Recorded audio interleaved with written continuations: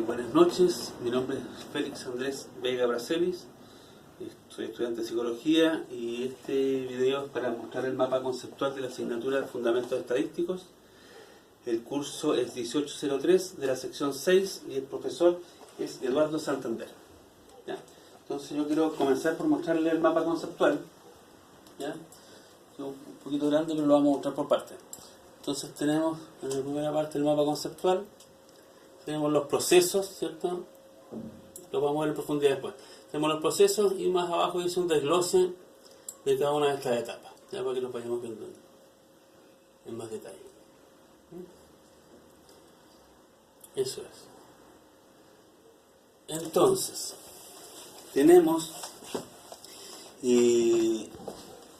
dentro de la estadística, ¿cierto? Aquí es un proceso en el cual vamos a utilizar es un recurso, ¿cierto?, para investigación científica. En este caso tenemos dos tipos de estadística: la estadística descriptiva y la estadística inferencial. ¿Ya? La estadística descriptiva, como el nombre lo dice, tiene como finalidad describir, ¿cierto?, el comportamiento de una población determinada, ¿cierto?, algún fenómeno que se quiere investigar y describirlo tal como está. A diferencia de la estadística inferencial, que tiene como finalidad hacer una investigación en alguna muestra para extrapolarla después a una población mayor. ¿Ya? Entonces, esta sería la diferencia entre la estadística descriptiva y la estadística inferencial. ¿Ya? Tenemos entonces, dentro de un proceso de investigación, tenemos todos estos pasos, ¿cierto? El primero que vemos acá es el problema de investigación. Entonces, comenzamos este proceso planteándonos un problema. Nosotros proponemos, por ejemplo, cuando tengo un problema hipotético, hay determinados pacientes de un trastorno depresivo adaptativo que no están teniendo los resultados que esperamos, entonces vamos a probar o comparar algunas metodologías terapéuticas y tenemos un problema. Queremos ver si funciona mejor uno que otro. Ese es nuestro problema investigativo. Entonces, para ese problema tenemos que tener primero una unidad de análisis, que son las características que nosotros queremos observar, y tenemos por otro lado las variables que vamos a considerar. Por ejemplo, dentro de las variables podríamos considerar metodologías terapéuticas para abordar, ¿cierto?, otra variable que sería, en este caso, el trastorno depresivo adaptativo. Podríamos considerar una metodología terapéutica psicodinámica, una metodología sistémica y una metodología cognitivo-conductual. Tendríamos esas tres variables y por otro lado tenemos la variable dependiente de cuál va a ser la efectividad de cada una de estos modelos terapéuticos. ¿Ya? Entonces, dentro de las variables tenemos dos divisiones. Por un lado están las variables categóricas, ¿cierto?, que son las que están acá, variables categóricas, y tenemos las variables numéricas. Las variables categóricas, como el nombre lo dice, son ellas que nos sirven para enlistar, ¿cierto?, algunas categorías. En este caso podría ser en los modelos terapéuticos que se van a utilizar. Y en ese caso podrían estar agrupados de manera nominal u ordinal. Nominal cuando no tiene ninguna relevancia el que estén en diferente orden, ¿ya? Pero en algunos casos las variables categóricas tienen que tener un orden, ¿ya? Por ejemplo, si queremos ver un nivel de satisfacción, podría ser un nivel bajo, medio y alto, y en ese caso nos serviría una categorización ordinal. Por otro lado, las variables numéricas, existen variables discretas, continuas, de razón y de intervalo. Las variables discretas son aquellas donde utilizamos números enteros. Por ejemplo, si tenemos número de hijos, tenemos números enteros donde yo digo tengo 3 hijos, 2 hijos, 1 hijo, ¿cierto? No existe la posibilidad de tener 2,3 hijos.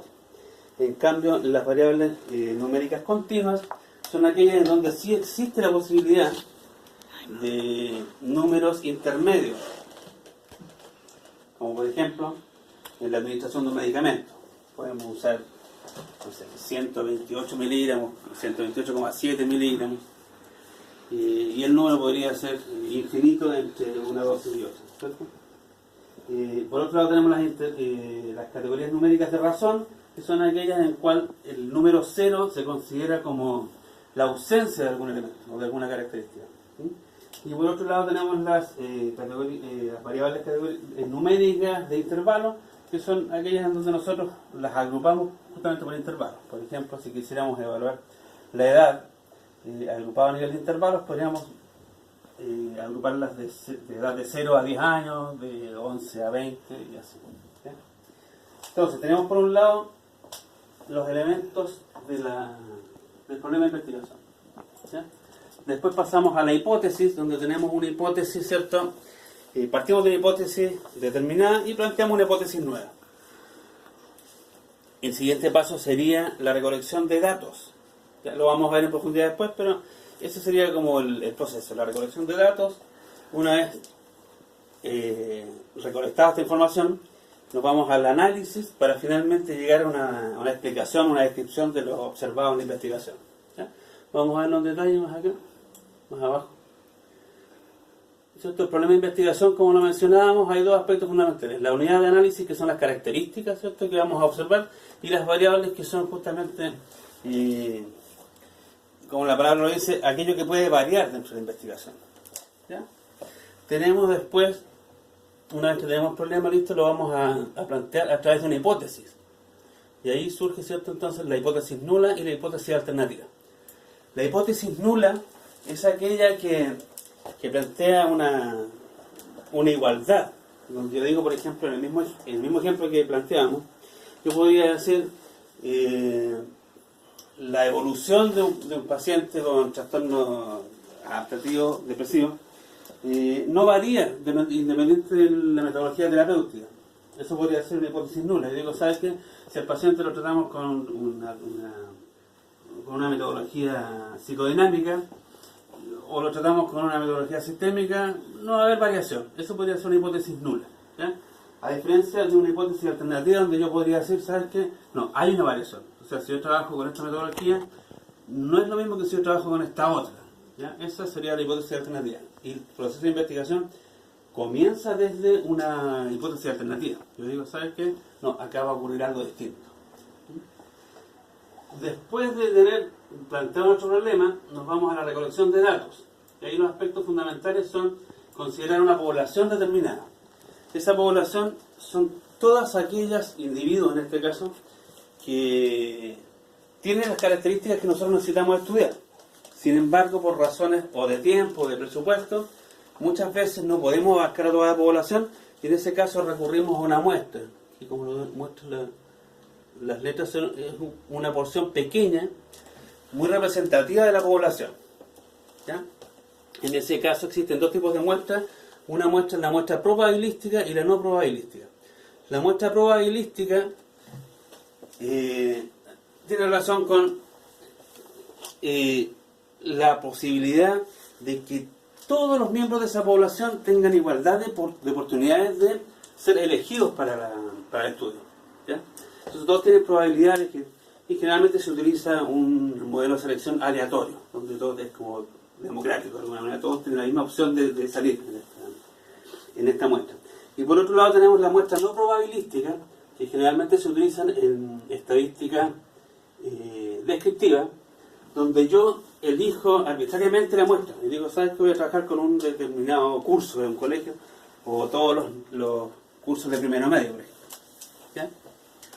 Una vez que tenemos seleccionada nuestra muestra, ¿cierto?, el paso siguiente sería utilizar un instrumento. ¿Ya? Un instrumento dentro del mismo proceso, ¿cierto?, de recolección de datos. El otro aspecto fundamental es el instrumento. Y ahí podemos elegir, ¿cierto?, una encuesta, un instrumento que nos permita recolectar esta información, si es que no lo tuviéramos. Y ahí hay tres aspectos fundamentales para que este instrumento tenga validez científica. Uno justamente es la confiabilidad, la validez, como segundo aspecto, y la objetividad. ¿Ya? La confiabilidad la podemos de alguna manera lograr a través de, por ejemplo, preguntar varias veces, a lo mejor el mismo cuestionamiento, y a través de una encuesta preguntarlo de diferentes maneras, o preguntarlo en diferentes tiempos para ver si esa respuesta no tiene variabilidad. La validez tiene que ver básicamente con que lo que se está estudiando es efectivamente lo que se necesita estudiar, ¿ya? Y por último tenemos la objetividad, que tiene que ver básicamente con la capacidad del investigador de ser objetivo. Luego pasamos a la siguiente etapa, que es la de análisis, en donde vamos a recurrir a recursos como una tabla de frecuencia y gráficos, ¿ya? Donde en esa tabla nosotros vamos a incorporar los datos recolectados y nos va a permitir tener una visualización general de cómo fue el comportamiento de esta muestra. Un gráfico sería un elemento muy fácil y muy didáctico de presentar la información también. Otro recurso fundamental en la etapa del análisis son las medidas de posición y los contrastes de hipótesis. Las medidas de posición, por un lado, nos van a permitir demostrar claramente cómo se ha aportado la muestra. En este caso existen medidas de posición central y no central. Dentro de las medidas de posición central están la media, la mediana, ¿cierto?, la proporción, que son los que hemos visto durante este curso, y que nos indican sobre qué valores centrales se está moviendo la muestra, ¿ya? O se manifiesta, ¿cierto? Y por otro, las medidas de posición no central, como por ejemplo los deciles, quintiles, cuartiles, y nos indican otro tipo de información más amplia, ¿cierto?, que se va más a la periferia. Por otro lado, necesitamos tener pruebas de contraste de hipótesis, y ahí surge entonces la diferencia de medias, y tenemos ahí la prueba de T-Student y la ANOVA como los dos de las principales, que nos permiten contrastar después la hipótesis para ver si efectivamente hay una diferencia estadísticamente significativa en el proceso de investigación. Y tenemos también otra prueba, que son las medidas de asociación, para determinar de qué manera están asociadas estas variables. Y ahí las más utilizadas son la correlación de Pearson, chi cuadrado y el coeficiente de Kendall, como dentro de las más significativas, más utilizadas. Y esto finalmente, una vez realizados todos estos pasos, nos va a permitir finalmente presentar un informe o una presentación final donde podemos finalmente demostrar si es que dentro de nuestro problema de investigación nos vamos a quedar con la hipótesis nula, ¿cierto?, donde nosotros decíamos, ¿sabes?, que no va a haber diferencia entre una opción u otra, o finalmente aceptamos la hipótesis alternativa que dice efectivamente hay una diferencia entre utilizar, en este ejemplo, una metodología en relación a otra. Entonces esto engloba todo el trabajo de investigación cuantitativa a través de los fundamentos estadísticos que hemos visto en esta asignatura. Muchas gracias. Mi nombre es Andrés Vega Bracelis. Es una